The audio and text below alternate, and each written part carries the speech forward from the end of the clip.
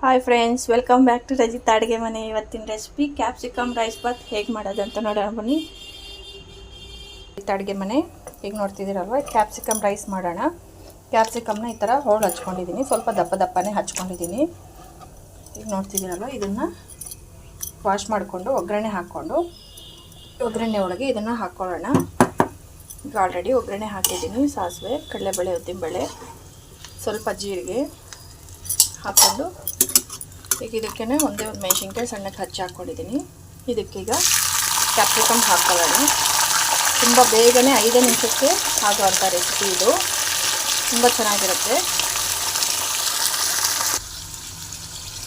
ಈಗ ಇದಕ್ಕೆ ಸ್ವಲ್ಪ ಕರಿಬೇವು ಹಾಕ್ಕೊಂಡು ಮಿಕ್ಸ್ ಮಾಡ್ಕೊಳ್ಳೋಣ. ಕ್ಯಾಪ್ಸಿಕಮ್ ತುಂಬ ಫ್ರೈ ಆಗೋದೇನು ಬೇಡ, ಒಂದು 2 ನಿಮಿಷ ಬಿಟ್ಟರೆ ಸಾಕು, ಅದು ಬೇಗನೆ ಬೆಂದೋಗುತ್ತೆ.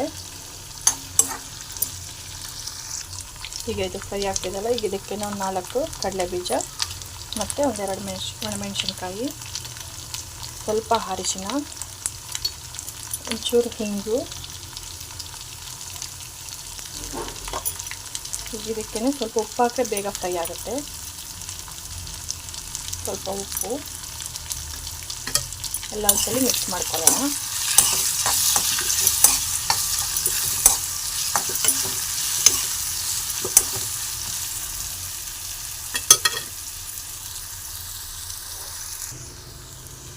ಈಗ 2 ಸ್ಪೂನು ಬಾತಿನ ಪುಡಿ ಹಾಕಿದ್ದೀನಿ. ವಾಂಗಿ ಬಾತ್ ಪುಡಿ ಮಾಡಿರ್ತೀವಲ್ಲ ಅದನ್ನು ಹಾಕ್ಕೊಂಡು ಈಗೆಲ್ಲ ಒಂದ್ಸಲ ಮಿಕ್ಸ್ ಮಾಡ್ಕೊಳ್ಳೋಣ.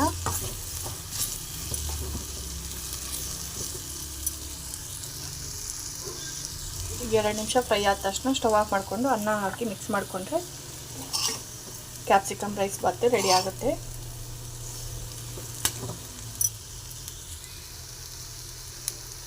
ಇನ್ನೊಂದು 2 ನಿಮಿಷ ಫ್ರೈ ಮಾಡ್ಕೋಬೇಕು.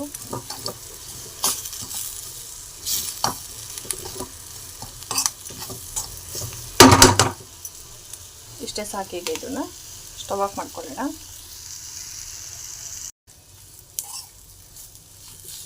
ಇದು ನಾನು 3 ಜನಕ್ಕೆ ಆಗೋಷ್ಟು ಮಾಡಿದ್ದೀನಿ. ಇದೇ ಕ್ವಾಂಟಿಟಿಯಲ್ಲಿ ಜನ ಜಾಸ್ತಿ ಆದಾಗ ಒಂದೇ ಕ್ಯಾಪ್ಸಿಕಮ್ ಹಾಕ್ಕೊಂಡಿದ್ದೀನಲ್ಲ, ಆ ಥರ ಇನ್ನೊಂದು 2 ಕ್ಯಾಪ್ಸಿಕಮ್ ಹಾಕ್ಕೊಂಡು ಮಾಡ್ಕೋಬೋದು.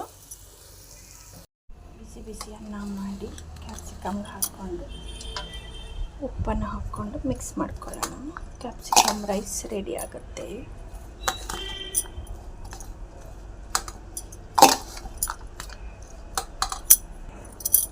ಇದಕ್ಕೆ ಉಪ್ಪು ನೋಡ್ಕೊಂಡು ಚೂರು ನಿಂಬೆಹಣ್ಣು ಹಿಂಡ್ಕೊಳ್ಳೋಣ.